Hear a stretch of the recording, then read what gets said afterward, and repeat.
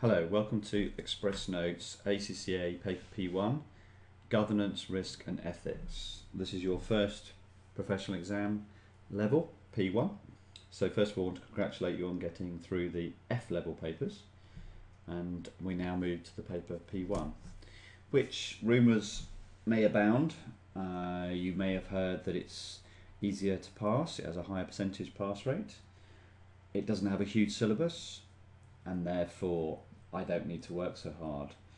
Well, that's partly true, but unfortunately people still fail in big, large numbers, and I would hope for you to be in that minority, fairly large minority. So I suggest the Express Notes is something to work through to get a feel for the paper and an understanding. Clearly it's not everything, it is an outline to work through. So the ACCA Paper P1 is worth some attention to get going. There are only 4 chapters to look at. We will actually look at the Express Notes and how they operate. The 4 chapters I'll break down into little parts for different videos. These videos will only last up to around 10 minutes, so fairly short and sweet. P1, Governance, Risk and Ethics, as I say, isn't a huge syllabus, 1 or 2 tricky areas, but fundamentally, hopefully, if you're well read in the media, you will have seen a lot of this talked about, discussed. It is quite topical, so quite relevant, certainly worth reading newspapers, good newspapers, ACCA magazines, articles, examiner articles. David Campbell is your examiner. Keep an eye out on those. They have a tendency to appear in exams after he's written an article about his favourite subjects. Okay, so it is worth keeping an eye on that, all that sort of information. Express Notes, pleased that you've downloaded them. We want to draw your attention to terms and conditions of usage, how you want to use them. We do hope they will help you pass your exams. As I said up front, the notes are not designed to cover everything. They are an outline of information that goes on within the syllabus. They are basically a flavour of what to expect.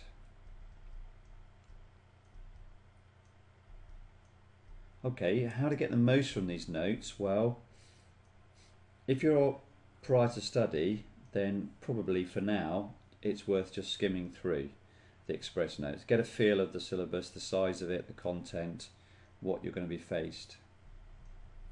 At the start of the learning phase, then you probably need to have a little more detail and work through your course and work with your course notes as well.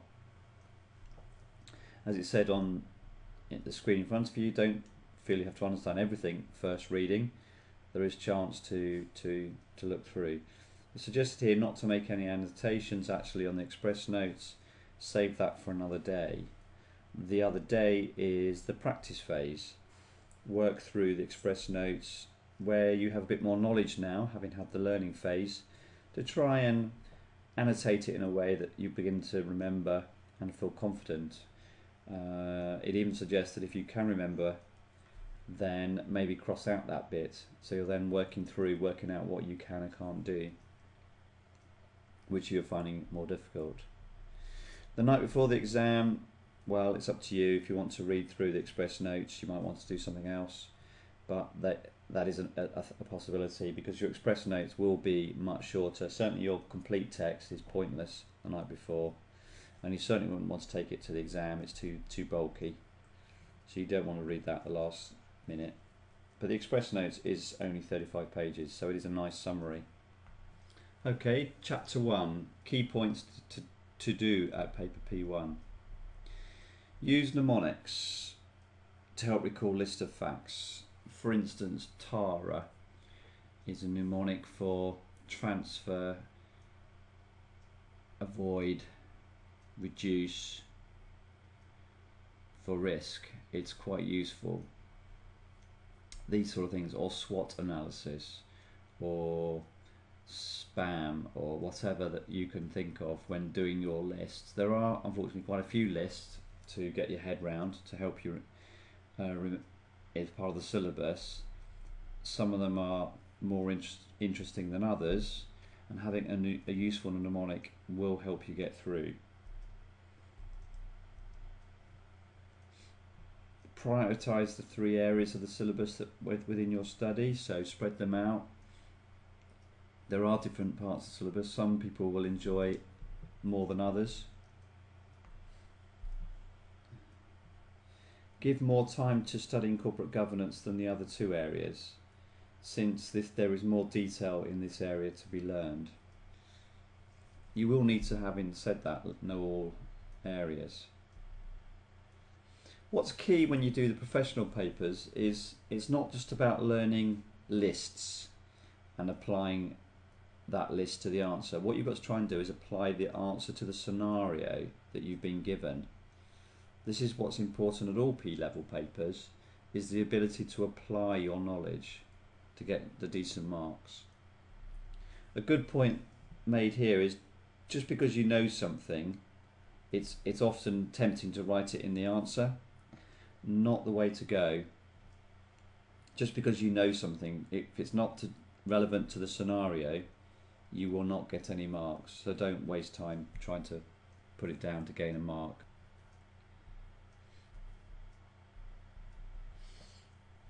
Yes, you won't be able to show off everything you know. That's just unfortunately true for a lot of exams. Do download the full text of the UCAT Corporate Governance Code. It's worth having a brief read through, get really familiar with it. It's used, the exam is written by a UK examiner. It tends to be a bias toward the UK. If you are reading the newspapers, then there'll be recent real business events like the banking crisis, that sort of thing going on. They can crop up in or can be referred to in your P1 answer. Write in full but short sentences. That's very, very useful. Try to not use bullet points. Remember that you do get professional marks, so present the answers in the required format, letters, briefing notes, etc. As I said up front, P1 is less daunting than other professional level papers, but still worthy of your time. It's much easier to pass it once than try and pass it 2 or 3 times. Do, for all exams, read examiners' reports from previous sittings. Do look at past questions and answers from the ACC website. They're very important. Okay, that's the end of this recording, and I'll see you in the next recording, chapter 2.